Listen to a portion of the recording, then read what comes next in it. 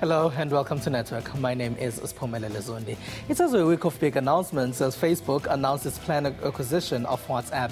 Airtel Nigeria has lost in court.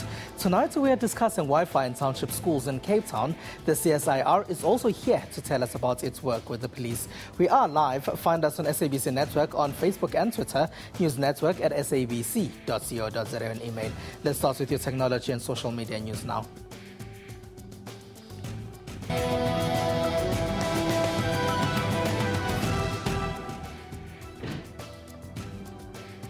Google has selected its Africa Connected Top 10. Now it's up to the public to narrow the 10 to only 5 people. These are individuals Google thinks use the internet really well to better themselves or better other people's lives. The prize money is 278,000 Rand. I didn't go to any business school or any management school whatsoever. Everything I learned about starting up a business, promoting your business online has been through the internet. So I went on YouTube and I watched a lot of videos. I learned how to sketch bags. Nigeria Esayogene Odiete is one of the Africa Connected Top 10 finalists. Google's Elise Manolte paid us a visit to explain what the competition is about. What this campaign for us is about is really finding those success stories and celebrating them and holding them up as examples of what can happen if Africa really gets connected. Now Google has found those people. There were over 2,200 entries from 35 countries. In the top 10 list, there is also Eric Obu, a musician from Nigeria, Zimbabwean animator and filmmaker Ngobizi Tamlilo, Kenyan mental health blogger Sitawa Wafula, Senegalese web TV founder Lamine Mbeg. There's also South African humanitarian Timothy Maguire, who provides rural communities in Mozambique with clean drinking water and uses Google Translate to help him with Portuguese. We're trying to help them with water purification units. The waterborne diseases are a real problem, especially with infants. It causes a high infant mortality rate, things like cholera. It's caused by them drawing water from dirty water holes that you and I wouldn't even like to bathe in. There's a transport company owner from Ghana whose Google Maps helps him trace cars that have been stolen and thus assist drivers access bank loans. And there's Uganda's medical concierge group. They use Google Maps to get to remote communities where they offer free healthcare. All the finalists are on www.africaconnected.com. The site allows people to vote for their favorite finalist. The winner walks away with 278,000 Rand. A lot of us go on Google Play when we need ebooks. The problem with the website is that kids looking for books can come across some erotica. Google Play doesn't filter out adult books. Boitumelo Gasa found that typing a simple word like daddy brings up a lot of adult content. Twinkle, twinkle, little star, how I wonder what you are. Innocence of childhood memory most of us hold dear is hanging on a balance. Like a diamond. Google Play is taking that away by pairing erotica books alongside children's copies.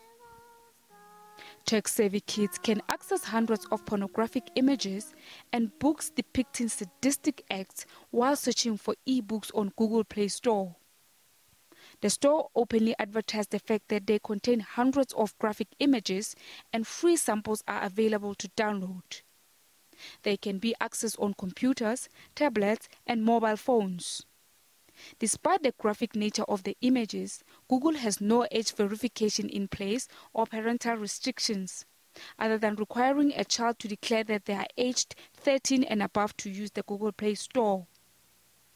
Just searching for a word daddy on the store will show you more raunchy images. It seems as if there's no gatekeeping done when publishing books, or perhaps filtering mechanism put in place to separate contents on the online store. We tried to get response from Google, but they didn't respond by the time we went on air. A South African teenager has won an online singing competition run by American TV star Ryan Seacrest. Competition organizers found her on YouTube. She beats upcoming vocalists from all over the world to scoop top honors. Here's Network's Tile Khaswane with the details. It's undoubtedly one of the greatest ballads of all time. One Direction's Story of My Life. Written in these walls are the stories that I can't explain. So, doing a cover version of the 2013 smash hit was always going to be a tough ask, but not for South African singer Philippa Carmo da Silva. Told me in the morning you don't feel the same about us in these bones. The 18-year-old from Cape Town is celebrating her victory in the US media superstar Ryan Seacrest online singing competition. And I'll be gone. She came up first out of 26 contestants from around the world after 5 rounds of voting in Seacrest's online competition. Philippa achieved over 75,000 hits on YouTube, beating among others well-known contestants from the reality music show X Factor in the United Kingdom and the United States.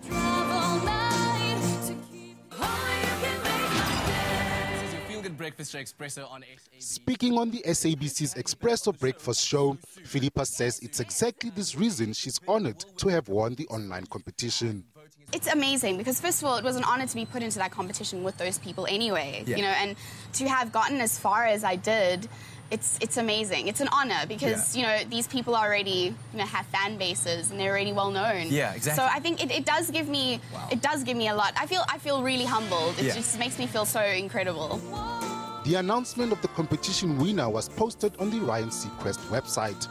Philippa's YouTube video has been viewed over 122,000 times in the 2 months it has been online.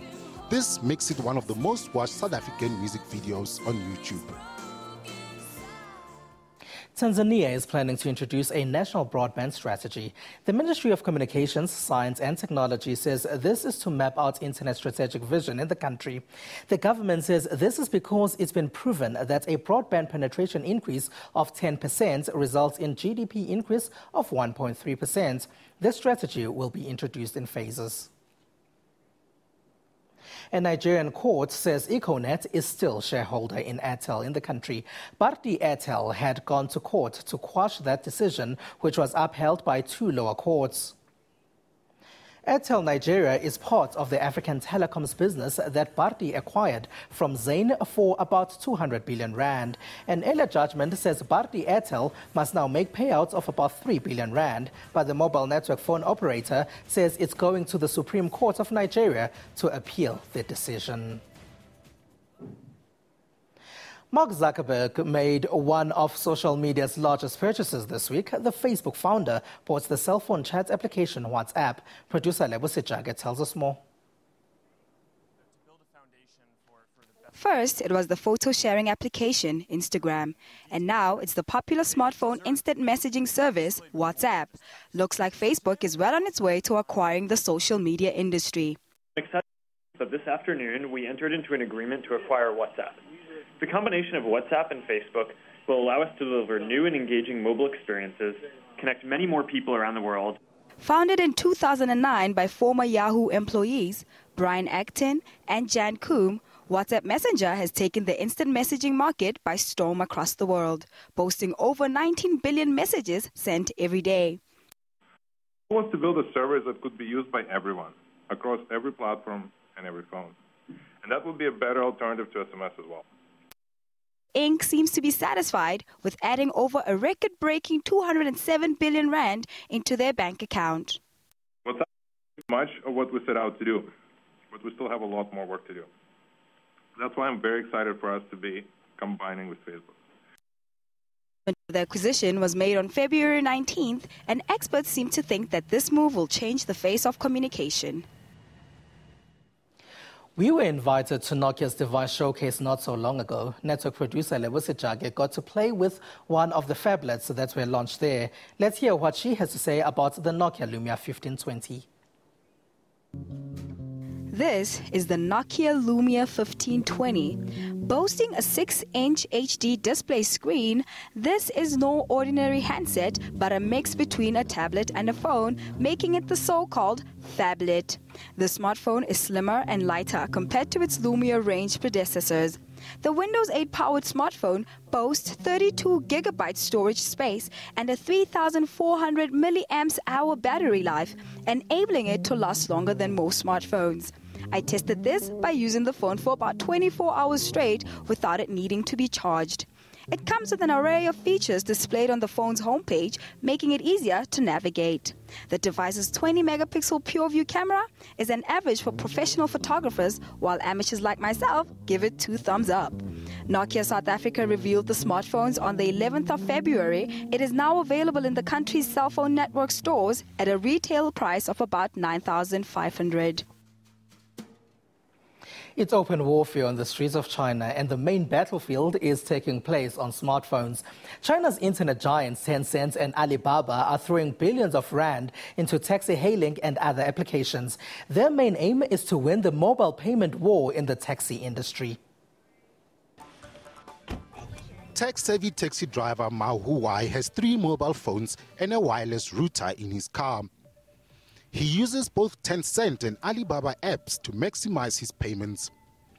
Through the online payment systems, he's making an extra 5,000 rands a month. This is nearly an extra half of his month's salary. He finds the competition between China's internet giants rewarding to the consumer. Alibaba's head, Jack Ma, and Tencent founder Pony Ma won't back down in this face-off. So how does the online payment work? Use one of the apps to call a cab, pay with the app, and both driver and rider get money back. Fastcab COO thinks the publicity is worth all the money splurged on the taxi industry. I think overall it's reasonable to burn cash like this. There's never been an industry or product like this taxi app that has received so much attention and in such a short period of time. So the marketing effect is worth it. As the internet giants continue to race for success in the world's biggest internet market, there are worries the competition could get reckless. But regardless of who's left standing, consumers can look forward to more perks. Let's take a break and we'll return with our conversation about Wi-Fi in Cape Town's township schools.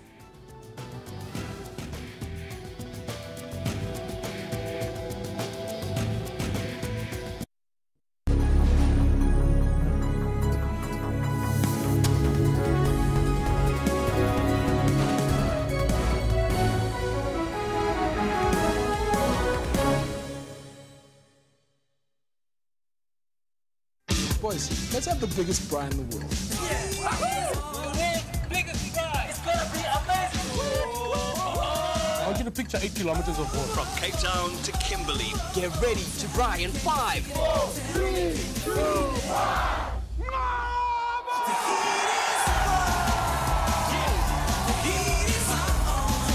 Our beer, our bra.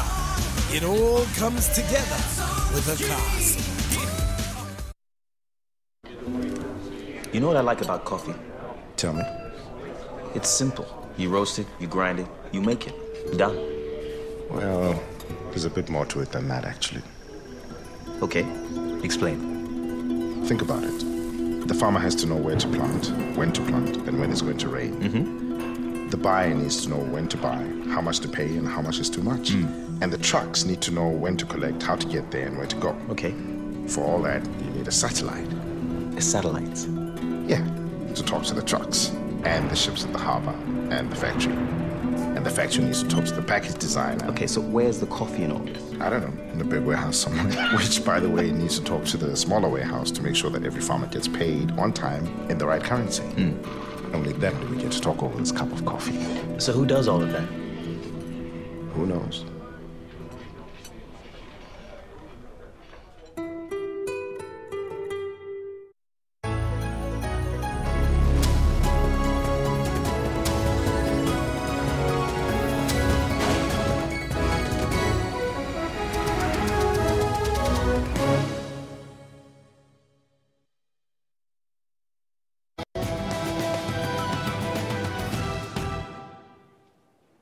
Welcome back. Now, free Wi-Fi is popping up all over South Africa's cities. The city of Tshwane has started with its rollout phase, which also includes townships. Working together with government municipalities to roll out free Wi-Fi networks in low-income communities, Project Isizwe has launched the first phase of its public Wi-Fi in the city of Tshwane. This initiative is part of a plan to blanket the city in free wireless data access. It is also the city's 2055 vision program, focusing on turning the city into a world-class designation. This pilot program has been launched in 5 zones throughout the city, at the Tshwane University of Technology in Soshanguve, University of Pretoria, Church Square, Tshwane North and Mamelodi Community Centre. The project aims to bring connectivity to those who can't afford it. The After School Action Plan is a project being piloted in Cape Town. Connect Community Development is helping schools in Cape Town townships get Wi-Fi for students. As we saw earlier in the program, the internet opens people up to loads of possibilities. Joining us from Cape Town to tell us about all of this is Connect Community Development strategist Murray Ingram. Hello and welcome, Murray. Hi, Sipumulele. Now, could you tell us a bit about the Connect Community Development? Connect's been operating in Khayelitsha informally for about 5 years. We've been operating formally for about 18 months. And we operate in 3 spaces, in educational support, in youth development, and in enterprise development. All right, and why have you chosen Khayelitsha and why have you chosen to do this in a township? Well, firstly, Khayelitsha is the Western Cape's biggest township. Secondly, as I said earlier, we've been working there in one way or another for approximately 5 years. And really, the Wi-Fi is a support mechanism for our after-school action plan. Tell us about that project, the project of giving schools Wi-Fi. Why have you decided to do that? Well, we kind of have a philosophy within Connect, and it's pretty simple. We really just believe that township schools should be getting access to the best and resources possible. And when we started putting the after-school action plan together, we realized that in order to make the program as sustainable as possible, we needed to give both the children and their teachers and their coaches, etc., who were all part of the action plan, the possibility of connecting with each other and connecting with other schools and connecting with schools and resources and infrastructure beyond the Khayelitsha environment. You're piloting it at the moment, but could you just tell us about how you actually work? Do you identify the schools and then just go there, or do you work with the schools or work with the community in identifying the schools? Well, a big part of how Connect operates is we're a grassroots organization. And because of our kind of track record in Khayelitsha, we have a good understanding of how the community operates. And that starts with street committees, with community policing forums, with the educational centers themselves. And really, what we're doing is augmenting what the community itself is doing. So the after-school action plan is a plan that we've implemented alongside the school governing body, the principal in particular, and obviously the children and the parents as well. And the plan really is to assist the children to get access to resources, infrastructure, and a network that was previously unavailable to them. A lot of what we're doing is really just giving kids what other children take for granted. A good example in Khayelitsha is there's approximately 54 schools, and as far as we can tell, there's about 6 school fields. So that's really what we mean by resources, is giving kids, as I said, what other children really take for granted. It's interesting that you talk about resources, and a big problem in a lot of township schools would be computers. Do these kids have computers to be able to use the Wi-Fi? Absolutely. One of the earliest partners that came on board with us is a company called Learning Lab. And what Learning Lab did was set up an after-school gaming lab with the children in the primary school that we're working with. So we're working with the grade 6s at the moment, and each class gets a day or 1 day a week And essentially what the kids are doing is learning how to use computers through gaming. And there's a whole process of sustainability within that program itself, whereby we're starting with gaming, and what Learning Lab are doing is ultimately trying to get kids to build games themselves. The second thing that we're doing in the high school is we're introducing something which is really taken off internationally, which is called the Raspberry Pi. And what the Raspberry Pi is it's a computer that teaches children how to code. Yes. And we feel that's really important. Going forward, we feel it's something that will give township children a competitive advantage if they were able to really understand both the front and back end of a computer. Murray, there's a lot that you can talk about. Unfortunately, time is not on our side, and I bet the schools and the kids are happy with this. Well, I hope so. I mean, really, I can't stress enough that the children are at the center of what we're doing. All right, thank you, Murray. That's Murray Ingram, and he is with Connect Community Development in Cape Town. Remember to email us your videos talking about your favorite app. Then send us another video where you are playing around with the app. You can send this to our email address, Facebook or Twitter. You can also upload them on YouTube and share the link with us. Today, Eric Mkunjula sent us a video about his favorite business app, Base.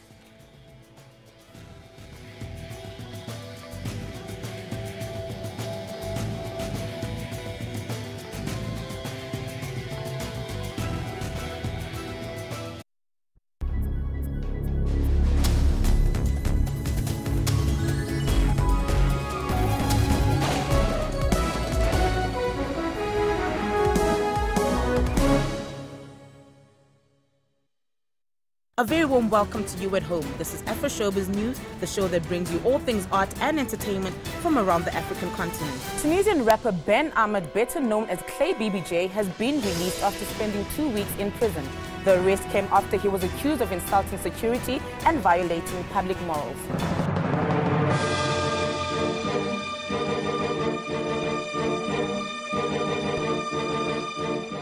The songs sung by the artists criticized the current situation in Tunisia. That's Afro Showbiz. Catch us every Saturday evening at 7:30.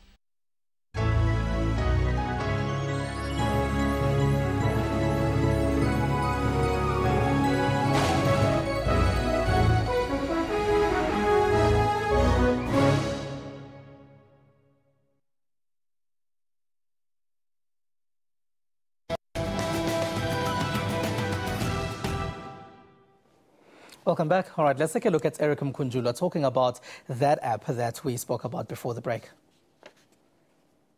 Hi guys, my name is Eric Mkunjula and I'm going to talk to you about my favorite mobile application. The name of my application is called Base.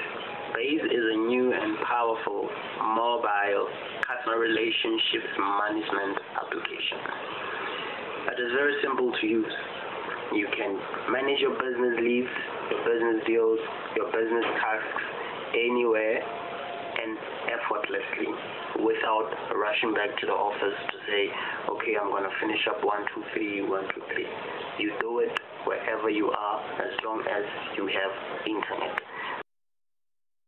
The South African Police Service and the Council for Scientific and Industrial Research, CSIR, signed a smart policing deal this week. To give us insights on what smart policing entails is Project Manager of the Memorandum Agreement, Bram Hria from CSIR. Hello and welcome. Thanks, Ubumlele, and thanks for inviting me. Now, tell us a bit about this memorandum. Okay, the Memorandum of Agreement between the SABC and the CSIR basically covers 6 areas. Of the most important ones are the improvement of situational awareness and smart policing capabilities, telecommunication capabilities, interoperability between technologies. Those are basically the 3 technology areas that we will cover. The rest will be mostly focusing on support services for the police. What are you doing exactly for the police? The Memorandum of Agreement will focus on basically improving situational awareness, smart policing, and that means how modern technology will shape the future of policing. We will focus a lot on sensor capabilities, how that information coming from sensors can be interpreted and processed in such a way that the police can make quick decisions, appropriate decisions do the right thing at the right time. Why is it so important for the CSIR to get involved with the police and help them with their technology strategies? Our CEO, Dr. SABC, made the commitment that said, and he said that the CSIR has got vast capabilities and we should explore ways of how we can apply these capabilities to improve crime. The CSIR is a good corporate citizen, and we'd like to pool our capabilities to assist the police. We already have an established relationship with SABC, so this MOA is basically taking it to the next level, to the future, and staying ahead of technology. We know that criminals are very tech-savvy these days, and it's ensuring that the SABC stays ahead. And have any of these technologies and these methods that you're going to be using been tested anywhere else? What makes this MOA different is that we will focus a lot on testing these technologies in an operational context in the laboratories of the CSIR together with SABC personnel. And we will only take it out of the environment if the SABC feels that operationally this technologies can make a difference. So it's not experimental technologies, it's proven technologies integrated in different contexts to really have impact there where the SABC needed. Do you think South African police are open to using new technologies? Oh yes, the SABC already have quite a vast capability. For instance, the SABC are probably one of the biggest users of ICT technologies in the country. So they've got a large footprint, and it's about us optimizing that for them even further. I know some of it is classified, but could you just let us in on a few secrets? Okay. You know, one of the practical things, if you walk into any building today, there's a video camera.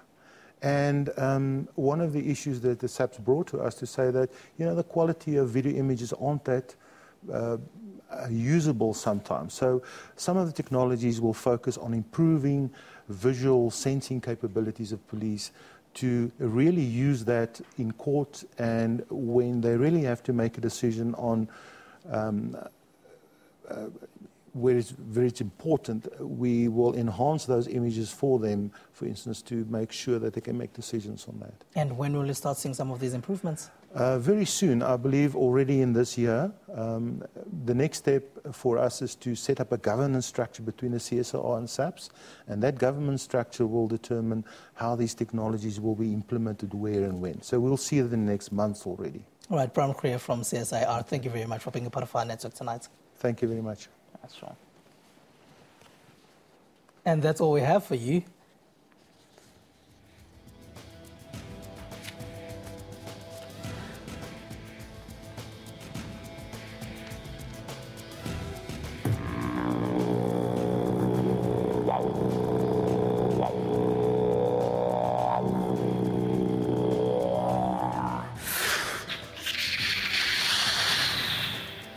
India.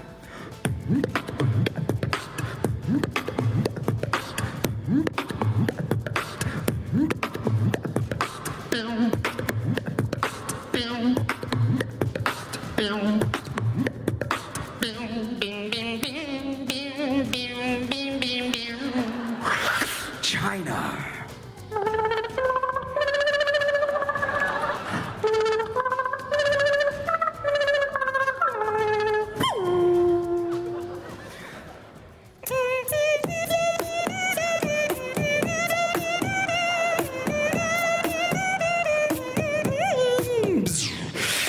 Germany.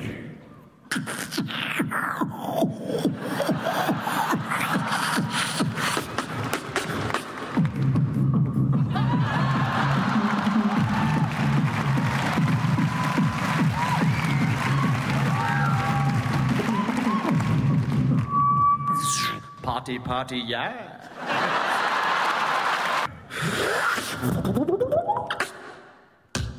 The latest news from the SABC's online news services on our website. Breaking news and in-depth coverage of everything from business, sports to politics.